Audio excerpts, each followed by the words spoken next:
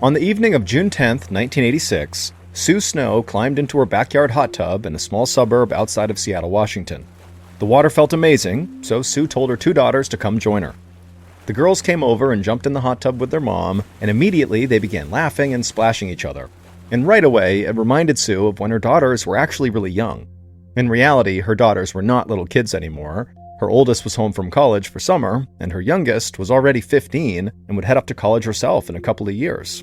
So as a result, Sue cherished moments like this, when life just sort of felt simple again.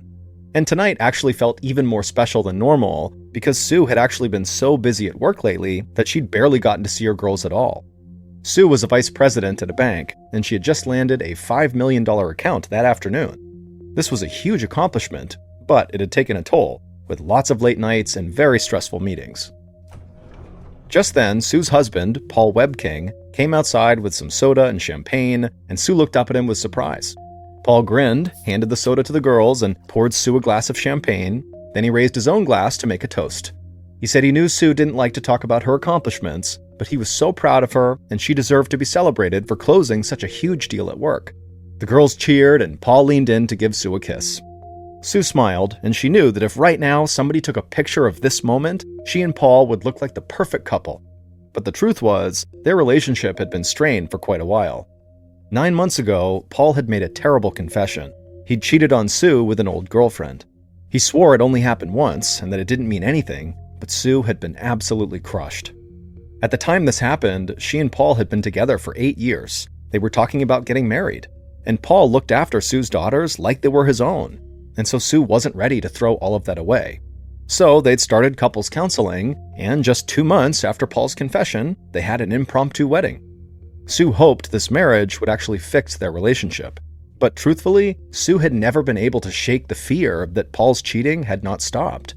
Paul was a long-haul trucker, which meant he spent days and days at a time on the road. And ever since he confessed to cheating on her, Sue spent the entire time he was gone wondering who he was with. The sound of her daughter's laughter stopped Sue from spiraling further into these intrusive thoughts about her husband, and her attention snapped back to her family. They spent the evening talking and laughing together, and Sue reminded herself to focus on all the positive things she had in her life. And by the time she climbed out of that hot tub that night, she actually was in a good mood again. But the next morning, Sue woke up with a pounding headache. Unfortunately, the stress from work and her constant concerns about Paul had made these morning headaches all too common. Paul had already left for work, and her oldest daughter had spent the night out with her boyfriend.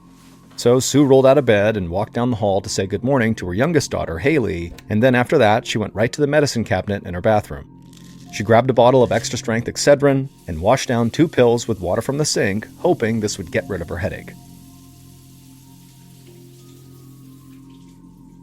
A little later that morning, Haley stepped out of the shower in the other bathroom. She wrapped her towel around herself and then opened the door to go back to her bedroom. But she heard something strange. The water in her mom's bathroom sink was running, and she thought she heard water splashing onto the floor. Haley called out for her mother, but she didn't get an answer. So Haley walked down the hallway, and as she did, the sound of running water got louder, but she couldn't hear her mom moving around or anything. Haley approached her mother's bathroom door, which was slightly open, and through the crack, she saw that the tap water was on and the sink was overflowing with water. Haley rushed in to turn off the water, but then she saw something on the ground and she just screamed. Her mother was crumpled on the floor in her bathrobe with her back up against the bathtub. Sue's eyes were wide open and her fingers were curled up like she was trying to grip something that wasn't there. And so after a second of screaming, Haley stopped and bent down and checked her mother's pulse because she couldn't tell if she was even alive. And she found her mother's pulse was there, but it was faint. In a total panic now, Haley turned off the water and then ran to the phone in her mother's room, but she wasn't really thinking clearly, so instead of immediately calling 911, she called her mother's friend. When the friend heard what was going on, she told Haley to call 911 right now, and the friend said she'd be over in a second. A few minutes later, the friend and the paramedics arrived, and Haley, who was totally upset, led them all to the bathroom where her mother was. The paramedics quickly examined Sue and began pulling off her robe to check for hidden injuries, and as they did, one of them asked Haley if her mother had a history of drug use. And Haley shook her head and said no, she sometimes took over-the-counter drugs, but that was it.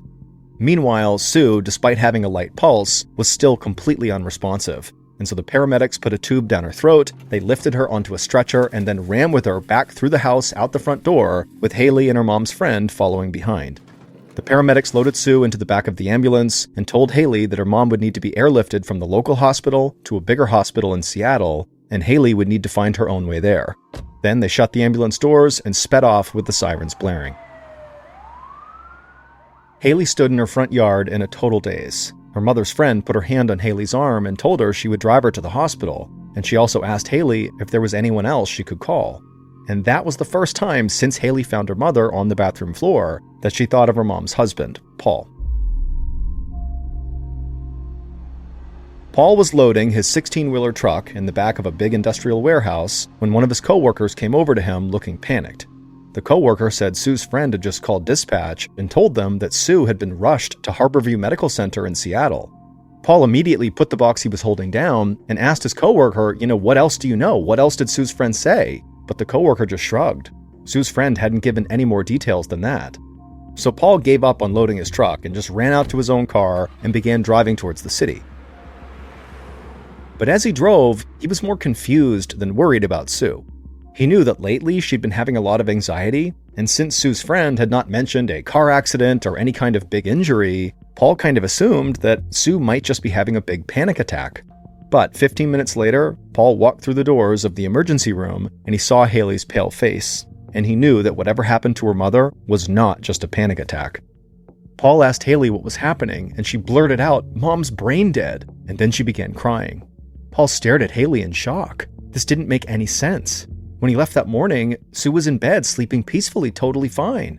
But Haley obviously knew more than he did, and she was hysterical, and so with a sinking feeling, Paul realized something horrible was really happening. This was real.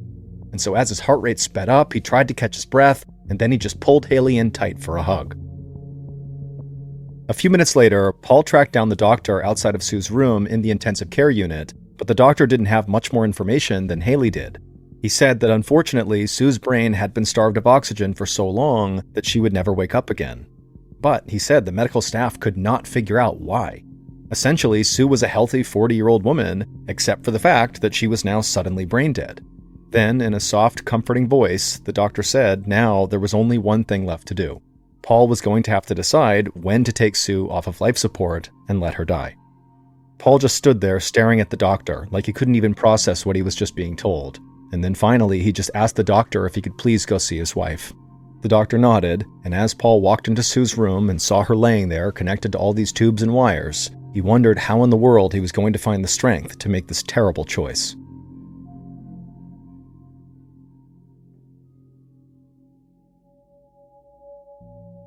One day later, the medical examiner put on a pair of rubber gloves and walked up to the metal table that held Sue's body.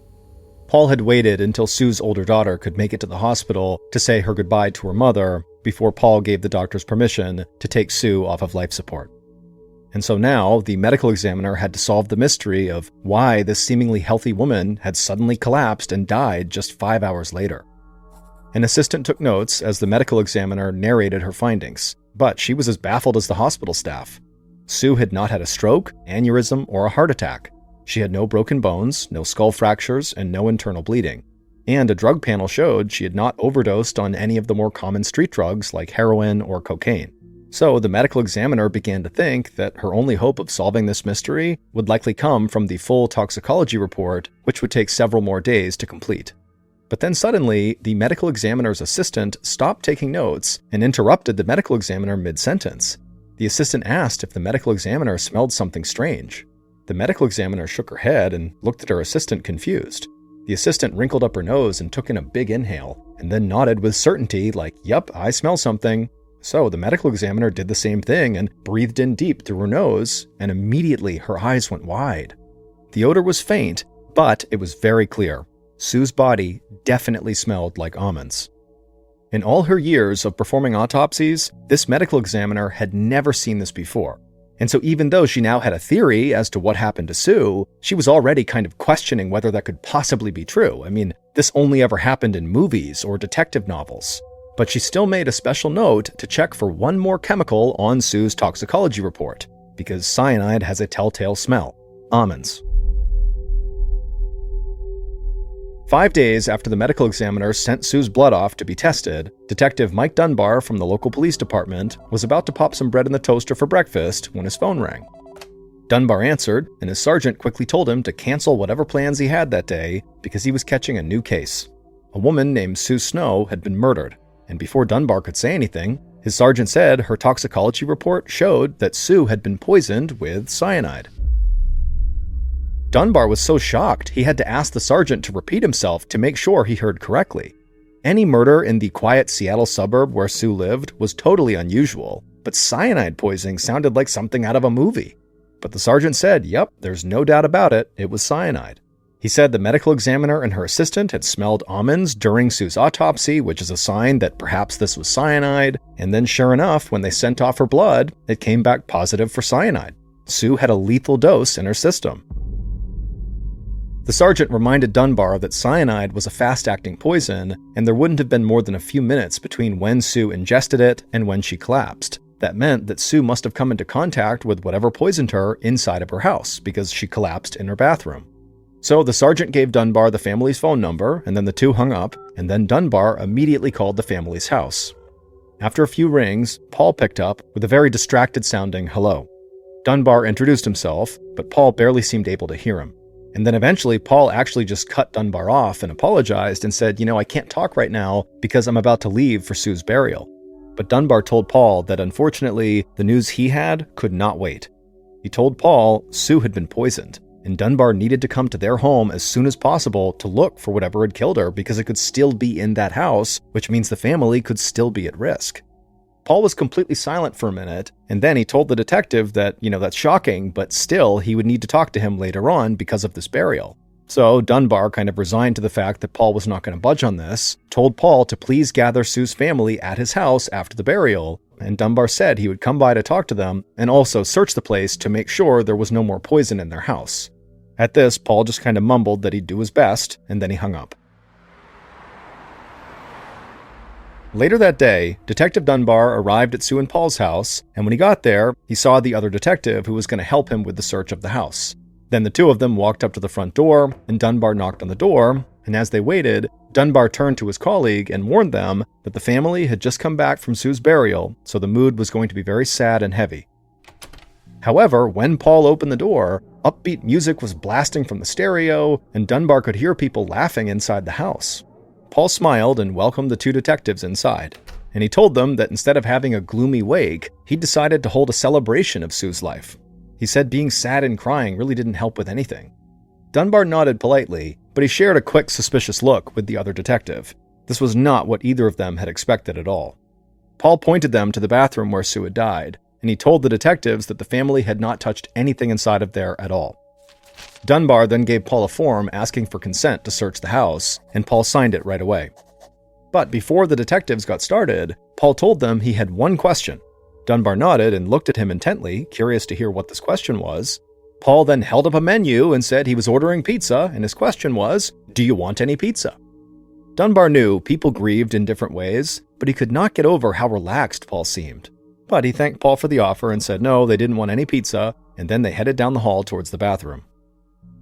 Dunbar put on rubber gloves and then stepped into Sue's bathroom and went right for the medicine cabinet. One by one, he took out bottles of prescription medication and over-the-counter pain pills and carefully dropped each one into its own evidence bag. As Dunbar worked, the other detectives searched the rest of the house, looking for anything stored in the closets or garage that in theory could contain cyanide. When Dunbar finally finished in the bathroom, he walked back to the kitchen and he found Paul sitting quietly at the table. By now, most of the guests had left and the music had been shut off and the pizza was getting cold on the counter. Paul seemed to have lost all the energy he'd had when Dunbar and his colleague had first arrived. Dunbar saw an opportunity here, and so he sat down and just began asking Paul questions about where he had been and what he was doing on the morning Sue had died. Paul told Dunbar that he'd left for work before Sue had woken up, and then later that morning, he learned that his stepdaughter, Haley, had found Sue on the bathroom floor. Paul's voice sounded very tired, and his story was very to the point, without any of the extra details that could sometimes indicate a person was making things up. Dunbar wondered if maybe he'd misjudged Paul. Maybe Paul's oddly excited demeanor from earlier was really just his attempt to cope with overwhelming grief and shock. Of course, Paul might also have realized he'd made a very bad first impression on the police, and so maybe now he was just trying to backpedal and act really upset, like the way they would expect him to. So Dunbar wasn't really sure what to make of Paul. After asking Paul a few more questions and feeling satisfied that Paul had told him everything he knew, Dunbar thanked Paul and then excused himself to go talk to Sue's daughters and the other family members who were still in the house. But when he spoke to them, they all seemed totally drained, and none of them really had anything new to share. And so at this point, Dunbar understood that really there was only so much progress he could make without knowing what exactly had poisoned Sue.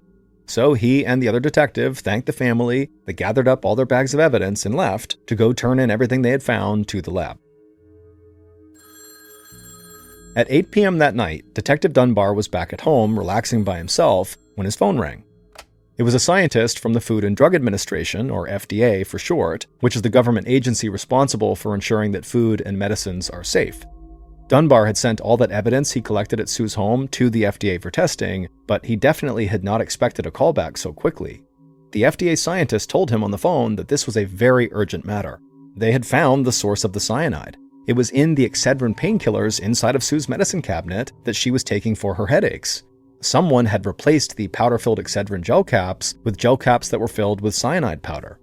Of the 56 pills that were still inside of the bottle, 7 more contained cyanide. And suddenly, Dunbar knew exactly why the FDA had 1, tested everything so quickly, and 2, reached out to him right away. The implications of these pain pills containing the cyanide was that perhaps Sue was not like a targeted killing. Perhaps the murderer or murderers walked into a pharmacy or multiple pharmacies and just slipped poison pills in with the over-the-counter pain medication. And if that's what happened, there was no way to know if just 1 bottle had been poisoned, or if there were more poison pills out there, either still waiting on store shelves or in unsuspecting people's medicine cabinets. Like, this could be a full-blown national emergency. And this was actually not the first time something like this had happened before.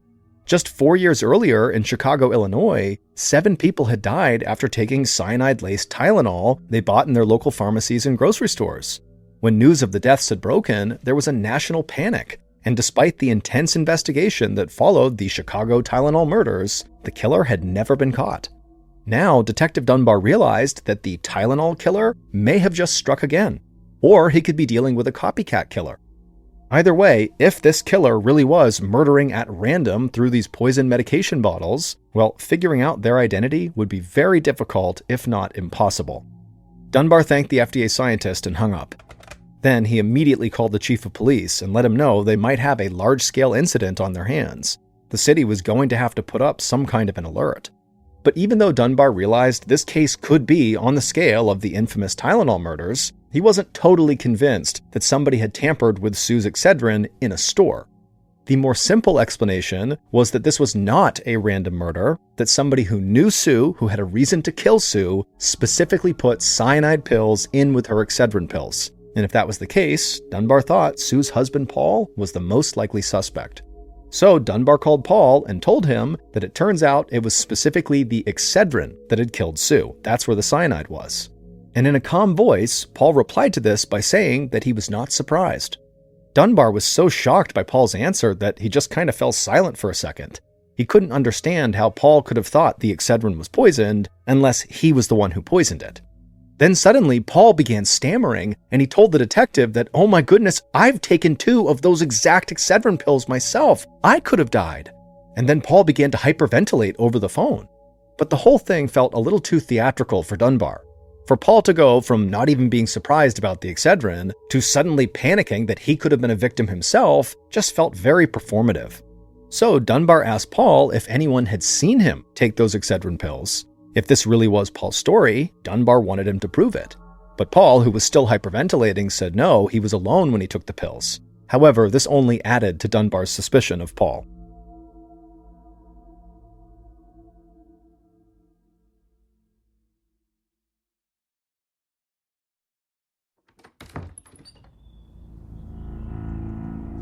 The next morning, when Dunbar grabbed his newspaper off his porch and read the headlines, he grimaced.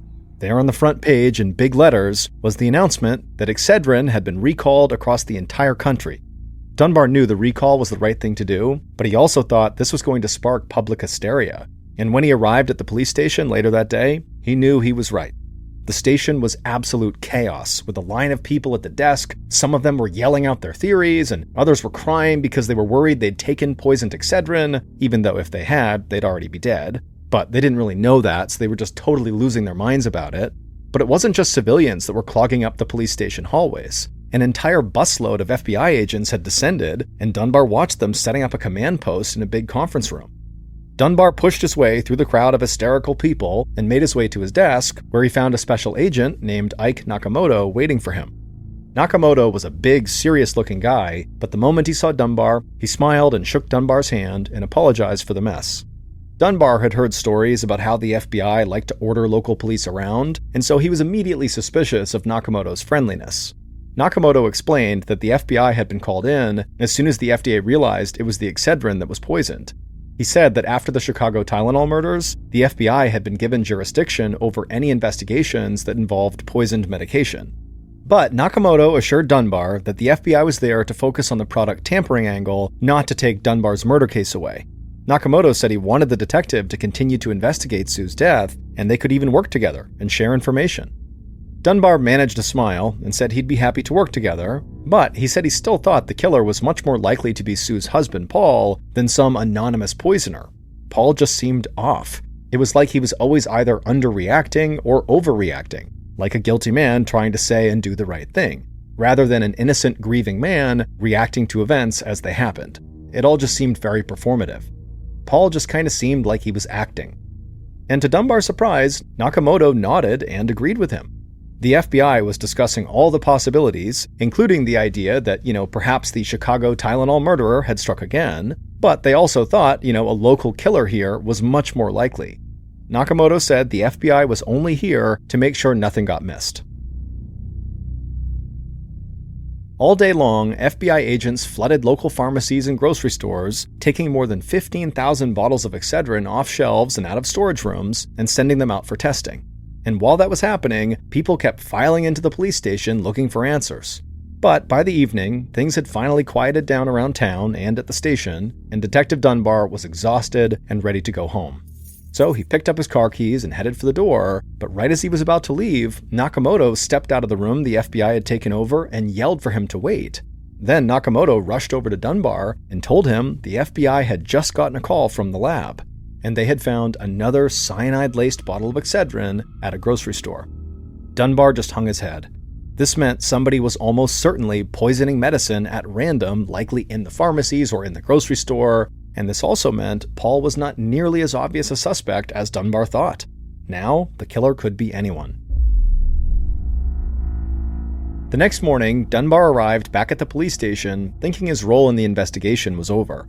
It seemed pretty clear that the killer was poisoning bottles at random, which was way beyond anything Dunbar or his small police department had the resources to handle. But as a team of FBI agents headed out the door to interview people at the grocery store where that second tainted bottle was found, Special Agent Nakamoto approached Dunbar and told him he wanted to keep their two parallel investigations running. Nakamoto said the second bottle could just be a decoy, so the FBI would pursue the theory that the killer was a random poisoner, but Dunbar should keep his investigation alive, looking into Sue's life, in case the killer was connected to her.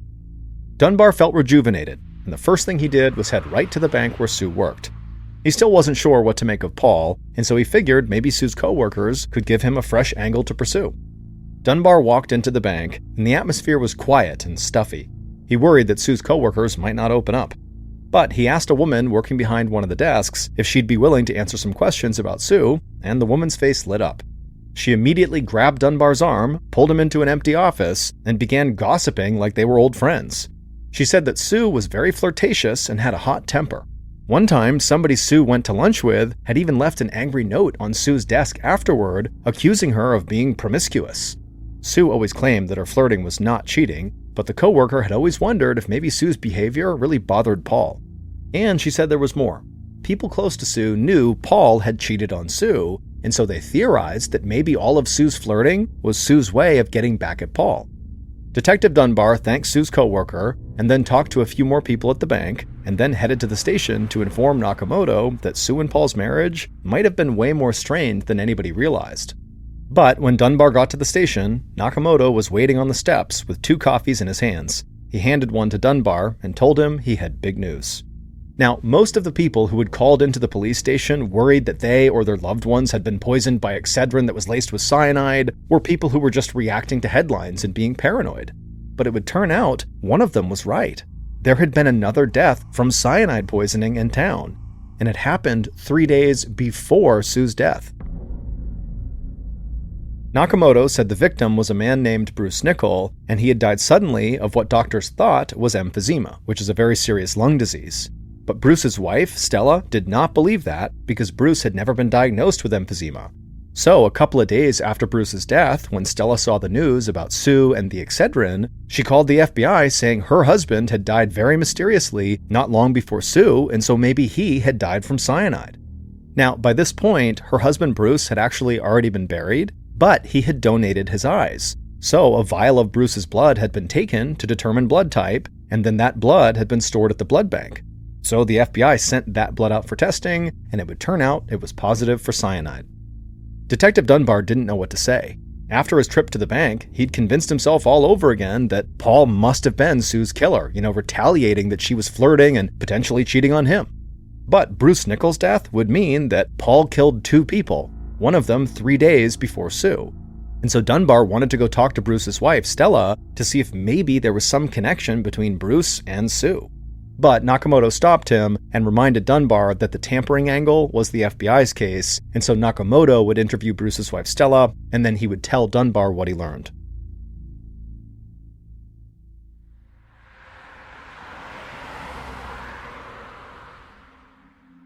The next afternoon, Special Agent Nakamoto arrived at the mobile home where Stella and her daughter lived. Stella opened the door and invited him into a small room that was dominated by a huge fish tank. Nakamoto sat down on the couch and watched Stella's brightly colored exotic fish dart back and forth. Stella watched him and told him she actually had a dream of opening up an exotic fish store of her own someday. Nakamoto smiled and said the fish were beautiful. Then, in a gentle voice, he asked Stella to please tell him what happened to her husband. But Stella said there really wasn't much to tell. Bruce had gone outside on the deck to get some fresh air, and then suddenly he collapsed. She said he had just taken a handful of Excedrin, and usually he took 4 pills at once. Nakamoto nodded and then asked Stella if she remembered where and when these pills had been purchased. Stella said she didn't, but Bruce saved all their receipts for tax purposes. So she got up and then quickly returned with a small box full of receipts. She said Nakamoto might have to dig a little bit, but she was almost positive he would find the receipt he needed. And so Nakamoto took the box, thanked Stella for her time, and then headed out the door. But as he walked outside, Stella's daughter, Cindy, pulled up in her car and got out, and unlike Stella, Cindy was furious. Nakamoto wasn't even down the steps before Cindy launched into a tirade, saying she couldn't believe the police were here questioning her family, like they would never hurt Bruce. Nakamoto tried to explain that, her mother, and Cindy for that matter, were not being treated like suspects here, but Cindy just cut him off and went from being angry to kind of sounding really heartbroken, and she said Bruce had died right when his life seemed to be turning around. She said Bruce had been an alcoholic, but he'd gone to rehab, he'd stopped drinking, and things had never been better.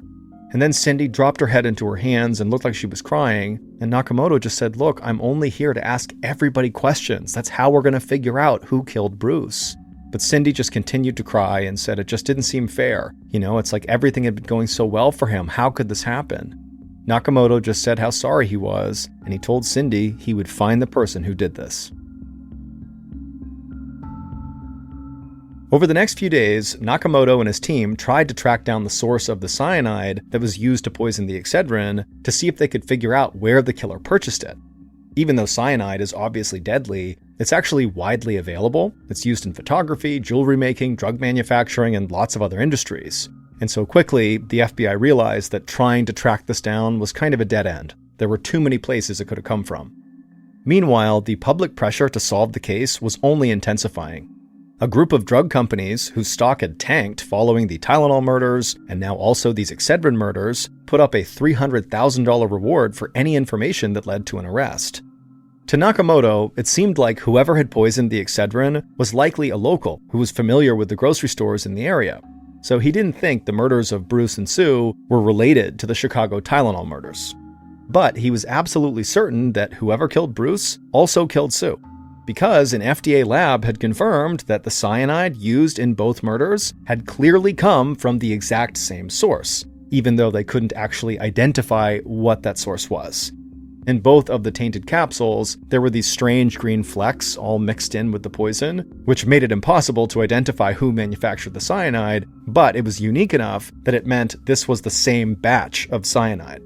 So by the end of June, 3 weeks after Sue and Bruce had died, even though Nakamoto and Dunbar had made progress on their cases, it just kind of felt like every avenue they had pursued had led to a dead end, with regards to actually figuring out who did this. Dunbar still thought Paul was the best suspect, but there was absolutely no evidence that Paul had killed Sue, much less Bruce, and so both investigations began to drag, and several months went by with no new leads. Dunbar and Nakamoto were getting more and more frustrated because they had both worked almost non-stop on their parallel cases, and both basically had nothing to show for it. In December of 1986, 6 months after the murders, Special Agent Nakamoto heard another agent calling his name from across the FBI command center. He waved Nakamoto over to take the phone. Nakamoto headed across the room, and despite the other agent's obvious excitement, Nakamoto tempered his expectations. Over the past several months, countless people had called into the hotline, but most of those tips had gone nowhere. Nakamoto figured most people were calling in a desperate attempt to try to cash in on the $300,000 reward those drug companies had offered. And so Nakamoto grabbed the phone and introduced himself, and right away the caller said they knew who had killed both Sue Snow and Bruce Nichol. Nakamoto exhaled, expecting another long-winded theory that really had nothing to do with the case, but as this caller explained how they knew who the killer was, a stunned look came across Nakamoto's face. This caller pointed to evidence leading to the killer that had been right in front of investigators, but they had overlooked it. Nakamoto ended the call and quickly rallied his team. He wanted them to follow up on the details this caller had provided. At this point, Nakamoto was sure that he had just figured out who Sue and Bruce's killer was.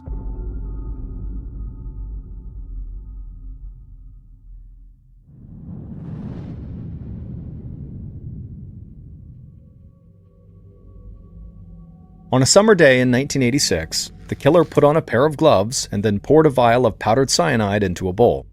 Then they reached into a bag and pulled out an empty gel capsule. They opened it up, and then using one end, they scooped up the cyanide powder and then took the other end and closed the capsule back up, sealing the poison inside.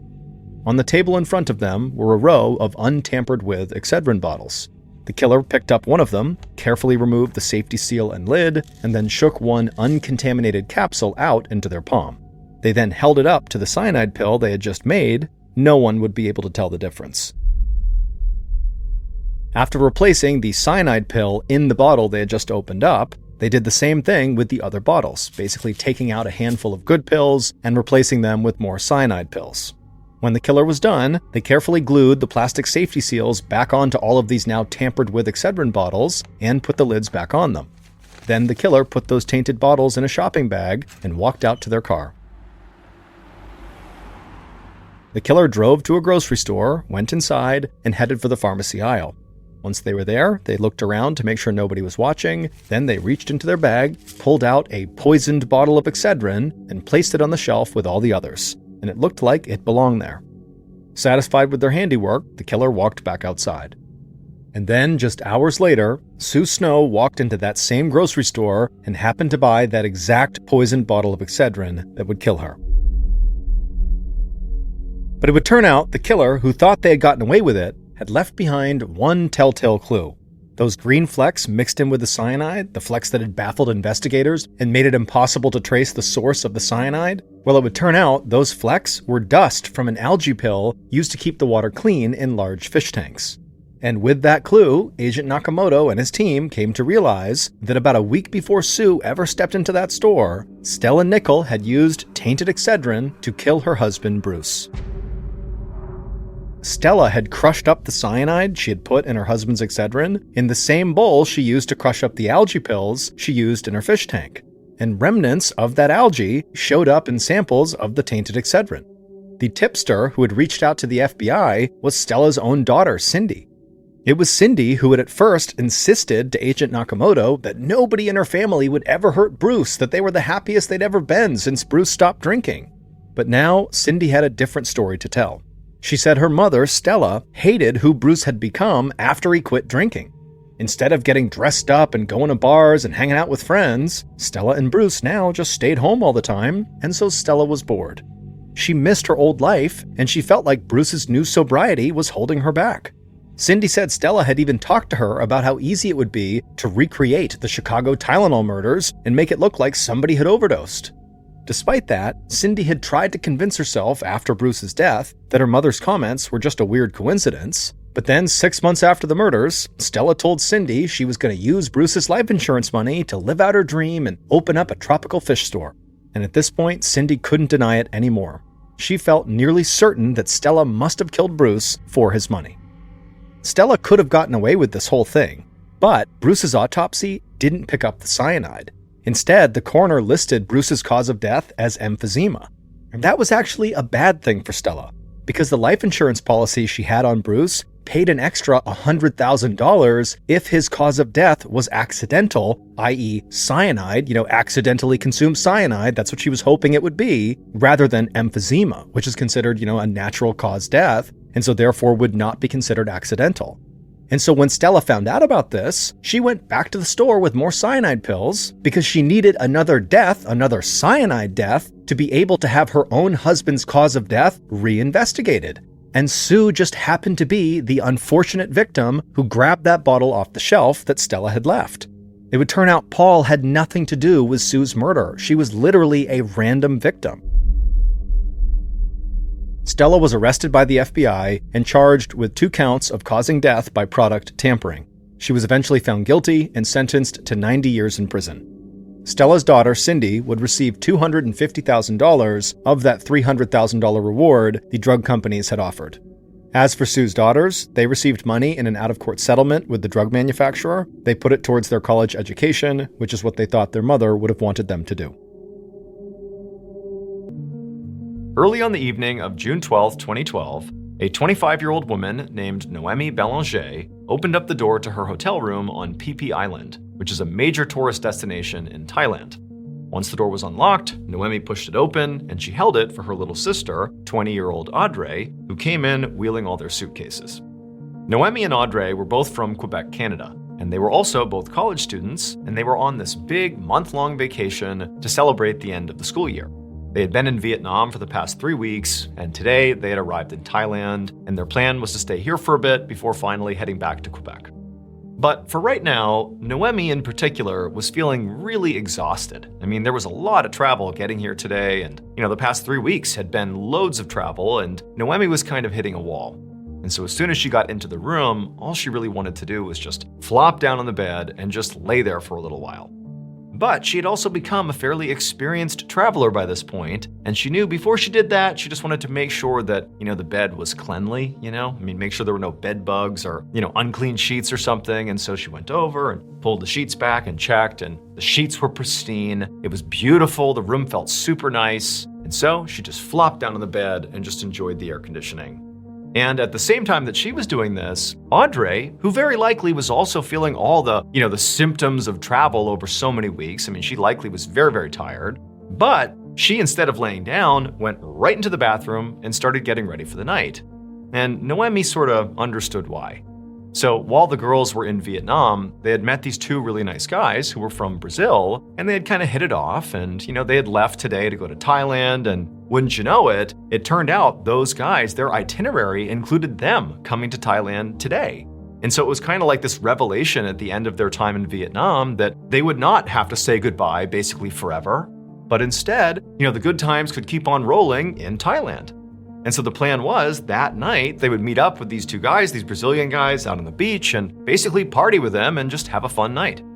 Now, Noemi was looking forward to this night out with these 2 guys, but she also had a little bit of apprehension about it. These guys were perfectly nice, and she and her sister had spent time with them in Vietnam, and really things had been fine. But, Noemi felt like Audrey was a little bit more naive and sort of like easier to be taken advantage of than she was. She was younger than her by 5 years. And also, when the sisters had gone on this trip, their parents had been really apprehensive about, 2 young women traveling alone together all over the world. They were sort of vulnerable. And so the way Noemi had sort of played it to her parents is, don't worry, I'm the big sister. I'll keep my eye on Audrey. She'll be fine. And Audrey kind of played the role of younger sister and was like, yep, I'll do what my big sister says. And so Noemi sort of felt like she had a responsibility to keep Audrey safe.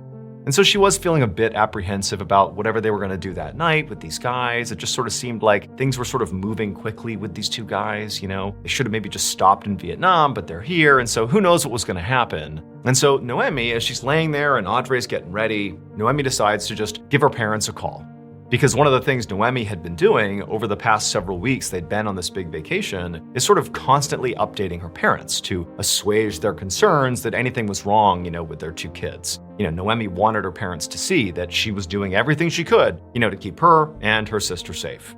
And so she pulled out her phone and she was about to call her parents when suddenly Audrey appeared from the bathroom and said, "Stop." And she told her, hey, remember, it's evening for us, but back home in Canada, it's the middle of the night, so you're gonna be waking them up, and they're gonna have loads of questions, like, why are you calling in the middle of the night? And probably you're gonna have to tell them about, how we're going out tonight with these two guys, and they're gonna worry, don't do that. Spare them, we will talk to them tomorrow. They don't need to know what we're doing tonight, everything is fine. And Noemi was thinking, you know what? She's right. This is a bad time to call. Noemi actually forgot, the time change was so significant. And she also, wasn't sure what she would say to her parents about, going out with these two guys because it would raise some red flags. And so Noemi put her phone down and decided, you know what? Tonight's going to be just fine. I just got to let things go. And so she actually climbed off the bed and she joined her sister in the bathroom and began also getting ready for their big night out. A little bit later, Noemi and Audrey left their hotel room and they headed out to the beach. And sure enough, there, right outside of a beachfront bar, were the two Brazilian guys they were meeting up with that night. And as the two girls approached, they saw that each of these guys were holding these big buckets. They almost looked like, a toy that a child would use on the sand, to fill it up and make a sandcastle with, like a big, beach bucket. And, the girls, as they're walking over, they're wondering what these buckets were for, and they thought it was maybe like some joke these guys were gonna play, or they didn't know what. But as they got closer, they realized that these buckets these guys were holding were filled to the brim with ice and liquid. There was some sort of drink in these buckets. And so the girls walked up to them and they said hello, and very quickly the conversation turned to these big drinks they were holding. And Noemi and Audrey were like, what are those? And the guys told them, these are like these amazing cocktails that you can only get in this part of the world. The girls asked, well, what is it? What's inside of the drink? What makes it so special? And the guys kind of looked at each other and laughed, and they're like, I don't know, just try it. It's really good. It'll make you feel great. Now, Noemi, being the sort of more responsible one, did not immediately begin drinking either of these drinks. Instead, she sort of paused and thought about it, but Audrey, on the other hand, was totally sold. She reached forward, grabbed one of the buckets, and just began chugging this drink. And so Noemi's looking at her like, come on, you can't just jump into this. We don't know what this stuff is. But, after a couple of chugs, Audrey lowered the bucket and looked at her sister and she just grinned and she handed it back to her guy. And then she told Noemi, these taste great. This is awesome. You gotta try it. Loosen up. And so at this point, Noemi, she's considering the situation. They were in Vietnam with these guys and these guys were out partying with them. They were drinking with them and, they seemed perfectly trustworthy and they were clearly drinking from these buckets and it didn't seem nefarious. And also, Noemi looked around the beach and suddenly realized that basically everybody had these big buckets, This was not just these two guys. Everybody's drinking this thing. And so Noemi's thinking, okay, well, if they think it's okay and it's sort of normal, in this part of the world, then it's gotta be okay. And so she reached forward, grabbed the other bucket from the other guy, and took a big sip.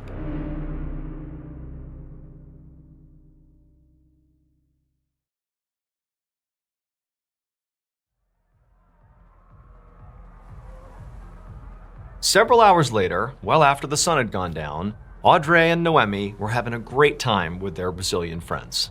They were still near this beachfront bar. They were actually dancing right outside of it because now there was a DJ blaring some music and there were all these people. And actually the sisters had sort of broken up and were sort of doing their own thing with their respective guy, but they were sort of near enough each other that they could kind of keep tabs on each other. And they were just having a great time. By this point, they had jumped in the ocean and gone swimming, they had eaten a ton of local food, and Noemi had lost count of how many of these big bucket drinks they had all consumed together. But they were really just having a blast.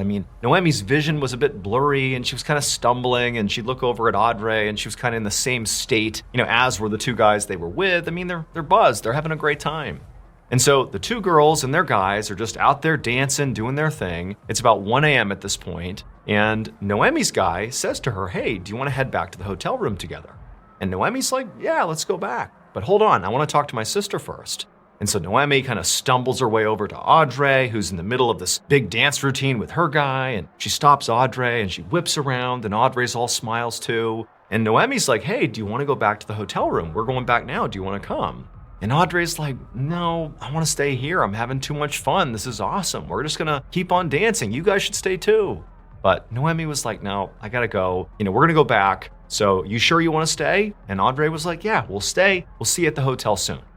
Now, typically, Noemi and her sister really rarely separated, especially when they were out drinking and partying, because of all the inherent risks of being alone at night, potentially intoxicated. And so, this was kind of a rare thing for her to break away from her sister and separate. But it just seemed like this was okay. It was safe. And, these guys they were with, they really seemed like stand-up guys. And again, they were just having a blast here. And Noemi didn't really want to stop her from having a good time. And so ultimately, she did say bye to her sister and said she'd see her soon. Noemi turned, and with her guy, she headed back to the hotel. And Audrey kept on dancing with her guy in front of the beach bar. 3 days later, on the evening of June 15th, a member of the housekeeping staff at the hotel where Noemi and Audrey were staying walked up to the girls' room and they knocked. And like it had been the past 2 days, they didn't get a response.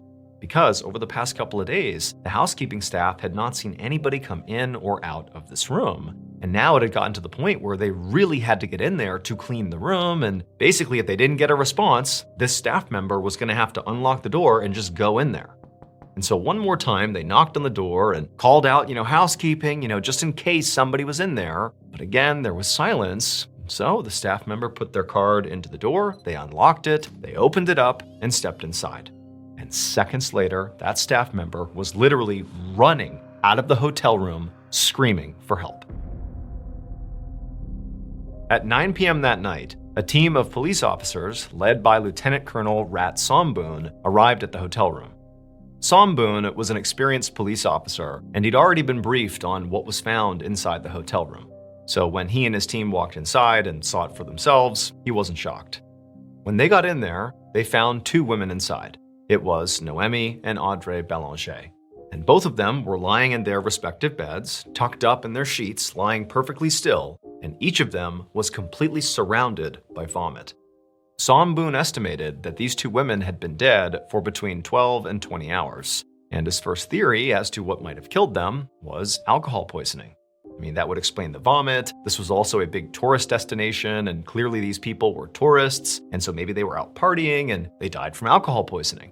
However, when Somboon looked more closely at the bodies, he noticed a confounding detail.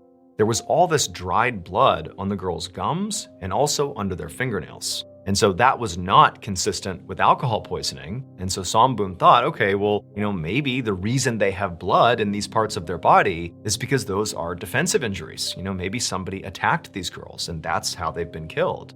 But after doing a cursory check around the hotel room, there was no sign of a struggle or any sort of break-in or anything like that. And so, if there had been some sort of lethal struggle in here, it certainly didn't show. And so Somboon and his team really didn't have any idea what had happened here. They had some ideas, but clearly they needed more information. Specifically, they needed to do an autopsy and a full toxicology report on both women. That would be the only way to really see what happened here. But that would take time. And so while they waited for those results to come in, Somboon decided that what he would focus on instead is trying to figure out what these girls were doing in the hours before they died. Where were they? What did they eat? What did they drink? And who were they with? Over the next couple of days, Somboon and his team interviewed several of the hotel staff. And from those interviews, they learned that Audrey and Noemi were visiting Thailand from Canada. And on the first night they were here, the two women went out early in the evening, and then one of them came back with some guy, some unidentified man, at 1 a.m. They came back to the hotel. And then at 4 a.m., the other girl came back to the hotel, also with an unidentified man. And so there are Noemi and Audrey and these two unidentified men that are in the hotel room, presumably from 4 a.m. until 6 a.m., when both of these unidentified men left the hotel room together, and the two girls were presumably left inside the hotel room. Lieutenant Somboon reviewed some security footage from the hotel, which confirmed this entire timeline was correct, which meant Somboon really needed to speak to these two unidentified men because they clearly were the last ones to see these girls alive. And so the police department put out an announcement about Noemi and Audrey's deaths, as well as a public call for help in identifying these two unidentified men. And shortly after making this announcement, the police learned that these two men were Brazilian, and unfortunately, they had already left Thailand on their way back to Brazil. And so obviously Brazil is outside of his jurisdiction, and so he had to appeal to Interpol, which is an international police organization, and appeal to them to find these two Brazilian men and interview them. About a week later, Somboon finally got a call from Interpol. They had found these two men and they had interviewed them. And they told Somboon that when they informed these two guys that Noemi and Audrey had died, the two men seemed genuinely shocked. And then when they were asked, why were you so quickly on a flight out of Thailand back to Brazil? They said, no, there's nothing suspicious about it. We already had booked those tickets way in advance. We just got on the flight and left. There's nothing more to it. And so Interpol said they continued to press these guys and asked them, hey, you were the last ones who were with these girls before they died. Tell us about their condition. Tell us how you left them when you left the hotel at 6 a.m. And the two guys, they said, look, they did seem like maybe they were already hungover or sort of sick from, partying the night before. They definitely did seem a little bit down, but they were basically fine. However, Interpol said it was fairly interesting that the two men did admit that following, their night out with Noemi and Audrey, that the next 2 days, they were stuck in bed themselves, totally sick, vomiting, ill. They didn't know what from, but they said they were very, very sick following their encounter with these two girls. Somboon thanked the Interpol officer and then hung up. And even though Somboon couldn't help but feel still pretty suspicious of these two Brazilian guys, he now was thinking, okay, well, if they said they got really sick after, spending time with Noemi and Audrey, maybe what happened here is, all four of them got sick with something, some illness, and the guys survived it and the girls didn't. And so Somboon began to think of, what type of illnesses could they have contracted? And the first thing that Somboon began to think about that could have been an illness that all four of these tourists could have contracted was food poisoning. Tourists come to Thailand and try the local food, and sometimes it makes them really, really sick. In particular, there were two types of food in Thailand that were sort of notorious for giving tourists the worst food poisoning. One of them was a particular type of mushroom, and another was blowfish. And these two items, if your body reacted badly enough to them, it could be lethal. However, when Somboon got back the autopsy reports and the toxicology reports, he realized his theory about food poisoning was definitely wrong.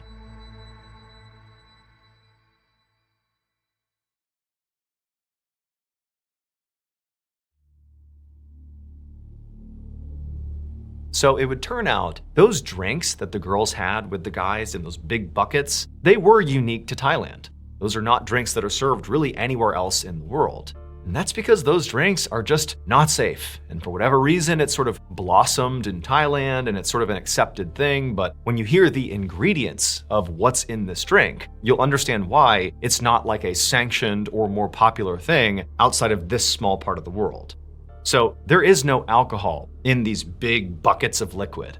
Instead, it includes crushed up narcotics, it includes cough syrup and Coca-Cola, and in some cases, pesticide. In fact, specifically DEET, which is the main ingredient in mosquito repellent. And wouldn't you know it, in the reports that Somboon got back, he saw both of these girls clearly had ingested DEET, which again is a highly toxic chemical. However, despite learning this, even though this seemed to be clearly what happened here, this is a DEET poisoning case, Somboon's thinking to himself, how could this have happened? I mean, these drinks, which are called 4x100s, are pretty popular in Thailand, and people are not just turning up dead left and right. It's a dangerous drink, no doubt, but, people do not die with any regularity from drinking it. And so Somboon thought, what must have happened here is whoever mixed this particular batch of 4x100s must have accidentally included too much DEET. And so that would explain how, the two girls died from DEET poisoning, too much DEET in their drinks, and that very likely the guys as well consumed the same batch, which had tons of DEET in it, but, their bodies were able to withstand it and they survived it despite getting very, very sick. And so 9 days after the two girls had died, their bodies were sent from Thailand back to Canada, along with the Thai police's official findings that this was an accidental DEET poisoning. However, when Noemi and Audrey's remains arrived in Canada, they did not go straight to their family. Instead, they went to a leading coroner in Quebec whose name was René Roussel.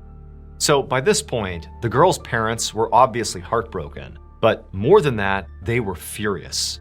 The way they found out about the deaths of their daughters was on the media. Despite the fact that the police were immediately called when the girls were found dead, the Thai police did not get in touch with the family. They only got in touch after their investigation was done, and they're like, hey, by the way, your daughters are dead, and it was a DEET poisoning. It is what it is. Good luck. And so the parents felt like, are you kidding me? Like, you didn't loop us in at all? We're spending days trying to get in touch with our daughters, and you knew all along they were already dead? So the parents have no faith, no trust in the Thai police. And then to find out, wait a minute, so they drank this drink that apparently is sold at this beach bar all the time. And oh yeah, it killed them, no big deal. What, there's no warnings at this beach bar about how dangerous this drink is? Shouldn't there be like a tourist warning or something? And also, it's kind of a lazy explanation that, the two guys they were with drank the same poison, but they didn't die just 'cause, and our daughters did. That doesn't add up either. This whole thing feels like laziness, at best, or at worst, a cover-up. Maybe this looks really bad for Thailand that these tourists have died and it could have been prevented. And so the parents felt like, we can't just take their explanation at face value. Clearly, something is going on here, something's wrong. And apparently, the Canadian government felt the same way as the parents. This case was all over the news, and they also felt like, wait a minute, guys, we haven't looked closely enough at this. What's really going on here? And so it was actually the Canadian government who told René Roussel to go ahead and do another autopsy on these girls' remains. Let's really see if it was DEET that killed them, or maybe if it was something else. And when René checked Noemi and Audrey's bodies, she did discover there was DEET in their system. However, not nearly enough to kill them. So while it seemed plainly obvious that yes, they must have consumed those 4x100 drinks, that couldn't have been the thing that actually killed them. However, René didn't find any other poisonous substances in these girls' bodies. There wasn't another explanation. It just showed there was DEET, but that was basically it. And so René, she's thinking there's gotta be some explanation here. And so René really began to do some serious research into this whole case, and eventually she found something. And it horrified her, it horrified the family, it horrified the world. It would turn out, from René Roussel's additional research, Noemi and Audrey were far from the first tourists to die this way in Thailand. Between 2009 and 2015, at least 20 tourists have been found dead under very similar circumstances. Now, René believed that what must have happened here is all these people, including Noemi and Audrey, must have been poisoned, but the common denominator did not appear to be food or drink. It had to be something else that was poisoning them, something that was damaging blood vessels that would account for the blood under the fingernails and the gums, but also metabolized so quickly that after death, this particular poison could not be detected. And René figured out she was correct. So when Noemi and Audrey first arrived in Thailand, they went to their hotel room, and one of the first things that Noemi did is she pulled back her sheets to check for bed bugs. She wanted to make sure her bed was clean before she laid down and relaxed. And when she looked, it appeared clean. And it was because the sheets were clean. They had actually just been treated for bed bugs, so there were no bed bugs. However, the way this hotel and other hotels, not just in Thailand, but in other parts of the world, the way they were treating for bed bugs was by spraying the sheets with pesticide, specifically phosphine gas, which is highly toxic to bed bugs, so it gets rid of the bed bugs, but it's also highly toxic to people. For reference, it is illegal to do this. You're not allowed to spray sheets with pesticide. And so based on all the evidence, it's believed that what actually happened to Noemi, Audrey, and the two Brazilian men they were with is that they climbed into those beds on the night they came back, And, the men were in there with them for some time, and all 4 of them were being exposed to this phosphine gas. It was going in through their skin, they were breathing it in, and they likely had no idea. And so they're getting sicker and sicker. And then finally, the 2 men, they get up out of the beds and they leave at 6 a.m. They've now been, totally contaminated by this poison, but not enough to kill them. So they go home, and over the next couple of days, they get really sick from their exposure to this gas. But Audrey and Noemi, they didn't leave their bed. They stayed in those beds all night. And unfortunately, as they laid there, their bodies continued soaking in all of this poison, and their bodies just could not handle it. And so it eventually killed them. But despite learning this, and despite the fact that clearly something illegal was done here, you cannot spray your bed sheets in a hotel with pesticide to get rid of the bed bugs. It's incredibly hazardous. You can't do it. Despite that, to this day, no one has been held accountable for these girls' deaths.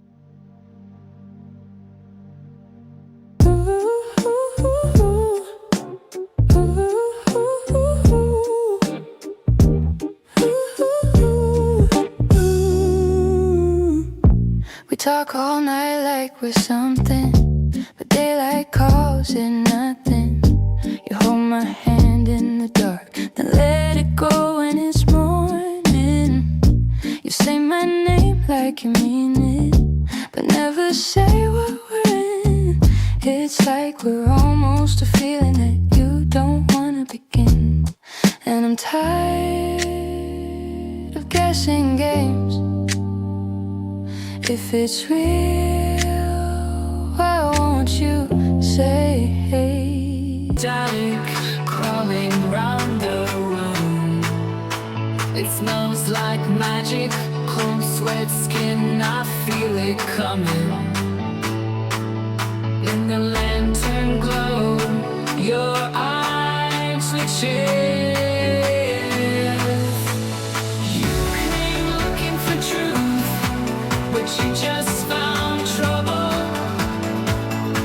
Your memories are cracking, and I'm chewing through the rubble. Future sight, I don't think I can save you in time. Ruined city in the